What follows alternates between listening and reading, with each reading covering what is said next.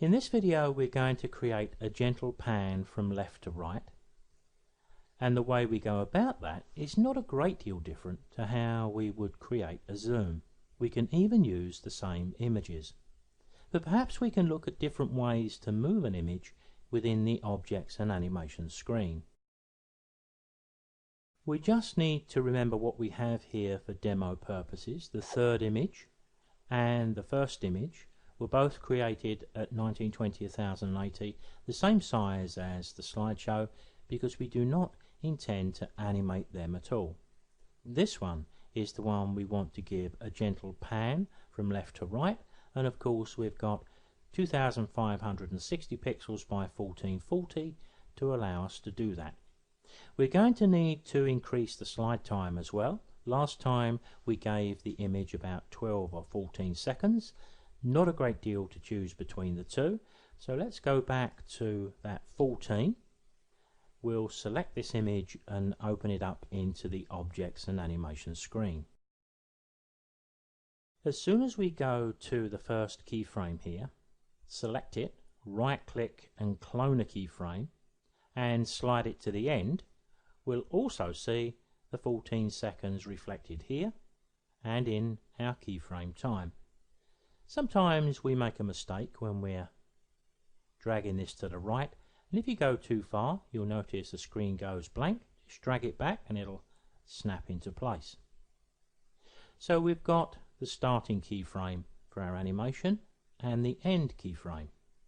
What we need to do is to look to see what amount of pixels we've got left and right, because that's the important factor with a pan. So let's go back to the first keyframe, then go to the zoom options and this little hyperlink on the right, because I want to set up the original size of this image, and I may need to drop it down in size just a little bit. Now if I want this image to pan from left to right, I've got to move that entire image to the left. I can click inside and I can drag it, but I've also got opportunities up here which are probably a little more convenient. We're going to pan the image, so we need to set up the starting point. If I go to the pan X, think of X, Y, Z as left and right, up and down, backward and forward. We're only interested in the pan X, left and right. So if I just put my cursor on the X, click and drag to the left, you can see how convenient that is. I mustn't go too far.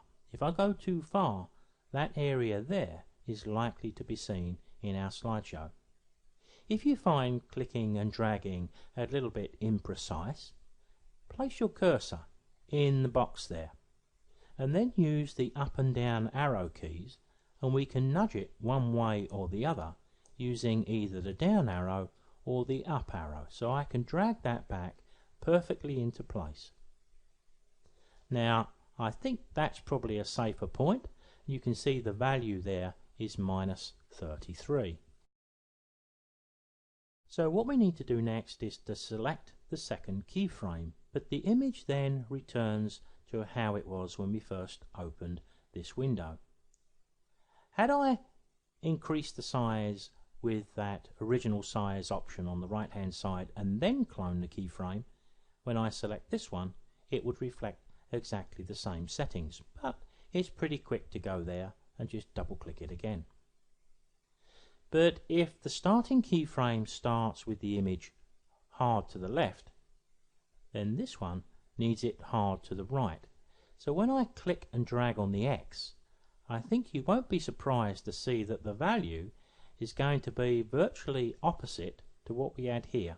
So if we had -33 there, we end up with 33 there.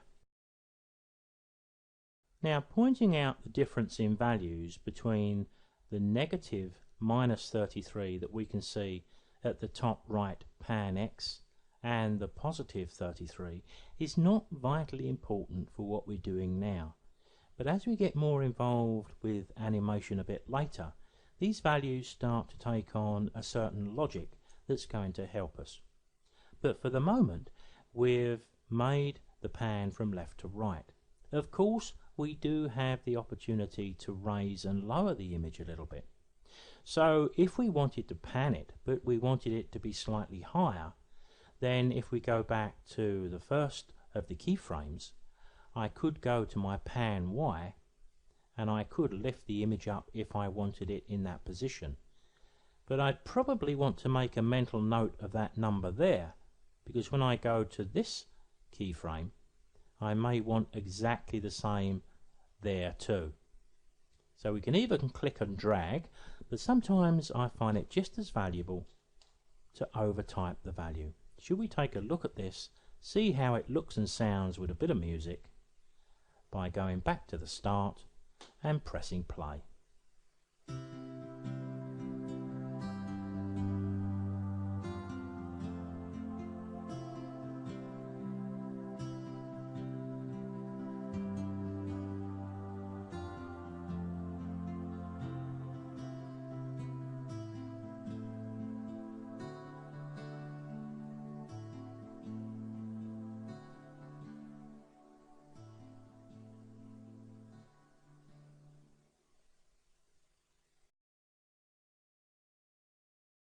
Now that demo sounded okay, I hope you'll agree. Don't forget to save what you're doing as a project file. I've called mine Gentle Pan.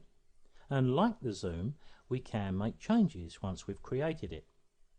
Let's highlight the image, go back to the Objects and Animation screen, and of course we can switch these keyframes around, but there is a sort of logic to a panned image going from left to right. It just seems to be nicer on the eye than the other way around for some reason. I guess it's something to do with the fact that we read left to right. Maybe we could try a slightly different variation. If we select the first keyframe and we've got the image hard over on the left, maybe we could just lift this up and we get the bottom right corner nicely in place. Then when we go to the second keyframe, we could do the reverse of that, so we can come down like that. Let's go out and have a look and see the difference that makes. Whether it's going to be attractive on the eye, I'm not entirely sure. Before I play this as a little quick demo, of course, one of the things which is quite useful to do, whenever we're putting a slideshow together, we always save the project file. But when we start to get inventive and we want to try things, rather than overwrite the previous project file, we could go to Save As, and instead of saving a Gentle Pan, we could make version 2. So if we do something and then we preview it and don't like it, we've got an instant return to the previous version. Now the music is going to start a little abruptly because I'll start one slide before. Press play.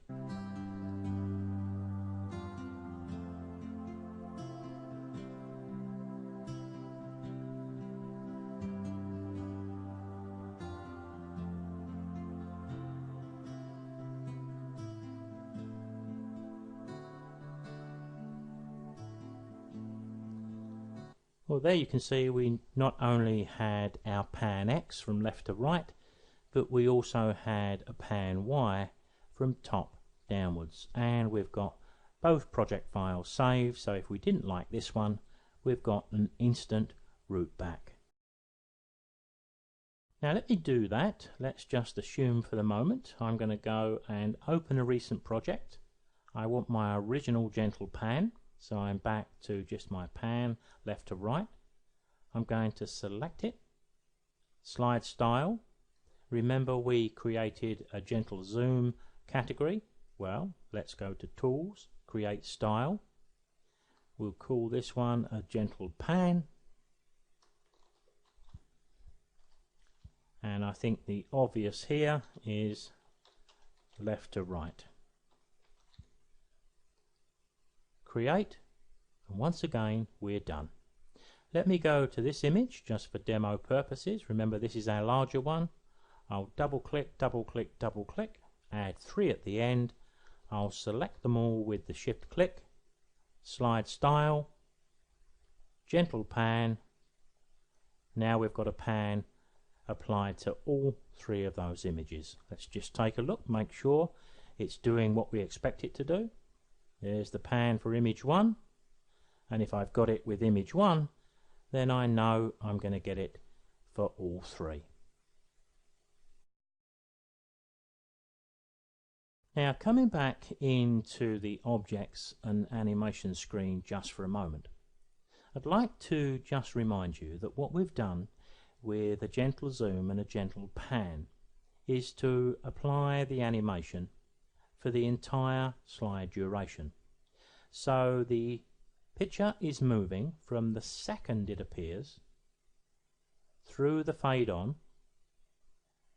through the period when it's fully on screen, and also through the period that it fades off, albeit that the fade here is really a part of the next slide. We don't actually see that here.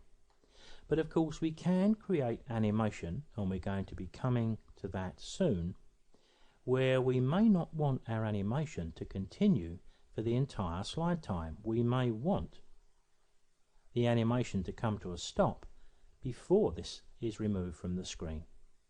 And we'll look at that in a future video.